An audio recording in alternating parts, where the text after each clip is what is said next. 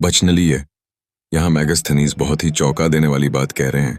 वह कहते हैं कि ब्राह्मण बचनली या बकनली रीति रिवाज अपनाते हैं। बकनलीय यूनान का समूह था जो डियोनस अर्थात शराब के देवता की पूजा करते थे। यूनान से यह विचारधारा रोम पहुंची। यह समूह मानता था कि कुछ भी करना पाप नहीं होता। शराब पीना और खुल्लम खुल्ला वासना पूर्ति करना उनका मुख्य रिवाज था। जो भी इस प्रथा का विरोध करता था उसे देवता की बलि चढ़ा दिया जाता था। उनका अनाचार इतना बढ़ा कि 186 ईसा पूर्व में रोम की सीनेट को ताम्रपत्र पर यह आदेश निकालना पड़ा कि जो भी ऐसा अनाचार करेगा उसे मौत की सजा दी जाएगी। इसके बावजूद यह प्रथा कई सालों तक दक्षिणी रोम में चलती रही। वह यह भी कहते हैं कि आर्यन प्रदेश अर्थात आर्यावर्त के ब्राह्मण भी उसी दियोनस को पूजते थे तथा वही उनको भारत लेकर आया था। उसने ही शराब बनाना सिखाया था। हमारे विचार में यह मामूली रहस्योद्घाटन नहीं है। ऋग्वेद में तो सैकड़ों श्लोक सोम नामक शराब के देवता की तारीफ में लिखे गए हैं।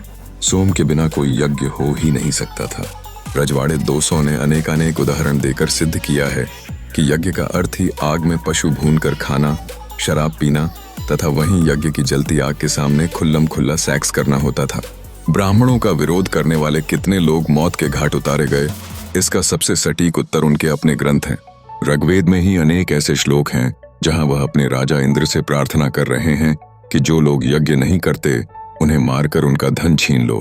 204 पुराणों की कथाएं सच हों या झूठ, लेकिन उसमें यज्ञ विरोधी लोगों को ही मारने की कहानियां हैं। अतः मैगस्थनीज का यह कहना है कि ब्राह्मणिक दार्शनिकों या विद्वानों का देवता दियोनस था तथा वह लोग बकनली के रीति रिवाज करते थे तथा अपने विरोधियों को मार डालते थे। इस तथ्य को दर्शाता है कि केवल ब्राह्मण बाहर से आए हैं। अगर अन्य वर्ण के लोग भी बाहर से आए होते तो उनमें भी ऐसे ही रिवाज होते। ऐसी ही रोचक और ऐतिहासिक जानकारी लेने के लिए हमारे चैनल को फॉलो अवश्य करें। धन्यवाद।